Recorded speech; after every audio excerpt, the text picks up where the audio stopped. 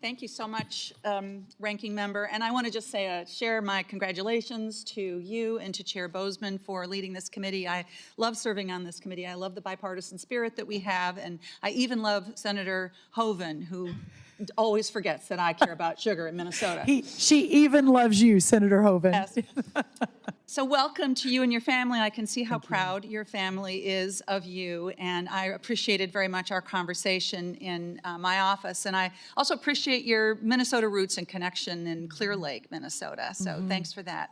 So we have lots to talk about, and I'm going to get right to it. I wanted to start out by just raising the issue of ethanol and sugar, and I'm so glad that Senator Klobuchar and Senator Hoeven have touched on those two issues, both of which are vitally important to Minnesota agriculture. Ethanol is homegrown energy. It is a major economic driver in Minnesota, $7 billion to our economy. And similarly, the National Sugar Program supports more than 151,000 jobs in our country and contributes $23 billion a year to the U.S. economy. And it is run with zero cost to U.S. taxpayers. So I appreciate your commitment to work with us on those two important programs. Let's turn to rural development. You come from a small town, and I represent a state filled with small towns and rural places that are full of energy and creativity and innovation and talent.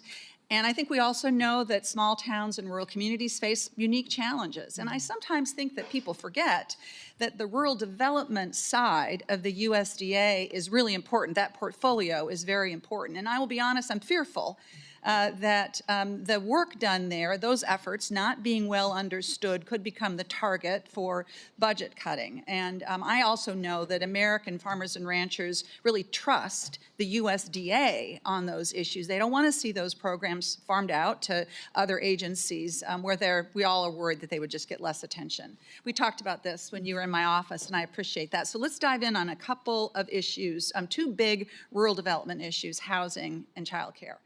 So we know we have a serious shortage of affordable housing in rural communities. These are places where our elders and folks that live on fixed incomes, people who make our food system work, it's where they live. For decades, the Rural Housing Service at the USDA has helped in those communities, and everyone agrees it needs to be modernized and updated. Last Congress, Senator Rounds and I introduced the Rural Housing Service Reform Act to do that. We have 14 bipartisan co-sponsors. So I want to ask you first, Ms. Rollins, can you talk a bit about your vision for how the USDA can engage on rural housing, and will you work with me on rural housing service reform as we're describing in our bill?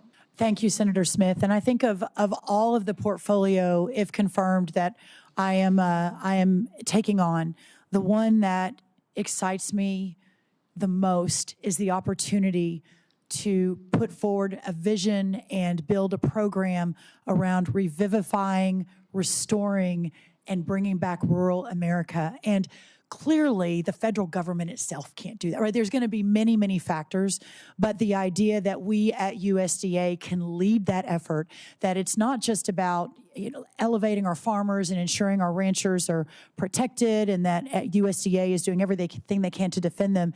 It is an all approach. It is housing, it is childcare, it is education, it is all of the above. And one of the things I think I bring to the table, and I think Senator Smith, you and I, and even Senator Klobuchar discussed this, in the last White House, I led the effort called the White House Opportunity and Revitalization Council.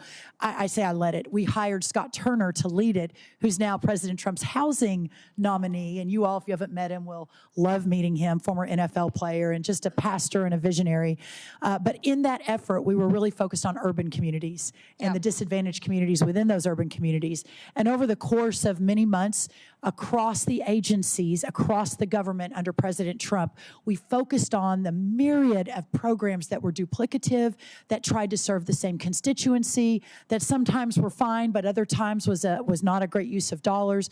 So having an all-of-government approach like that, where we can really understand what role HHS plays, what role housing plays, and doing it quickly so we can begin to roll it out. A final thing I'll say, and I know, Senator, you've got one more question. America at 250, which America turns 250 next year, is going to be an incredible opportunity for us to take this message to every corner of rural America and to really get people focused on it. So I appreciate that very much, and I think we do need to bring that message, but we also need to make sure that we are supporting and improving wherever we can those rural development programs at USDA and not throwing them under the bus, because I can tell you that they are counted on by folks in rural communities. So I hope that we'll be able to work together on that. I look forward to Ms. it. Rowland, I want to just touch in the time that I have left on the nutrition programs at USDA. You know, nutrition programs are foundational for healthy Americans. 2/3 of SNAP recipients are families with children. 1/3 are families with older adults or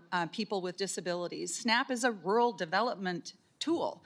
In Minnesota, rural communities have the highest food insecurity in the whole state. And in this country, 9 out of 10 countries with the highest food insecurity rates are rural.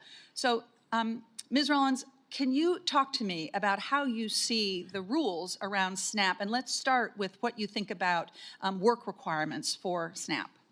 Well, first, I understand this is an incredibly important issue to everyone on the committee. My commitment is to ensure that we have the data, the research, and the understanding of this program to make sure that we are serving those that need it. And as I mentioned earlier, raised by a single mom in a rural community with 2 little sisters, she worked at the library. She made $5 an hour. I understand this. And is it your view that we need to adjust or change the work requirements for SNAP?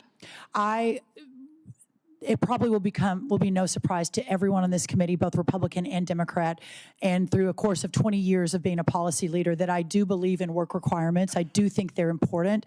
I do think, and I don't fully understand, but plan to get more in the weeds on this if confirmed, and working with all of you to make sure that your concerns are part of that education process for me. So my view, and in fact, I think this is the official view of the USDA, is that SNAP should ensure that no one fears going hungry in this country, but also that it reflects the importance of work and responsibility in this country. And that is why SNAP has extensive work requirements in place. And folks that are not required to work under SNAP, very small number, it's because they are taking care of a child or an incapacitated person, because they are all participating in an alcohol or drug treatment program, because they are already working under some other program. So I ask you to consider this as you look at this, because again, I don't think that this is a good place to be looking for extra dollars when we have so many people that are struggling with food insecurity, even though they are working 1 or maybe 2 or 3 jobs. Thank you. I know I'm out of time. Thank you, Senator. I commit to working with you, and I look forward to it.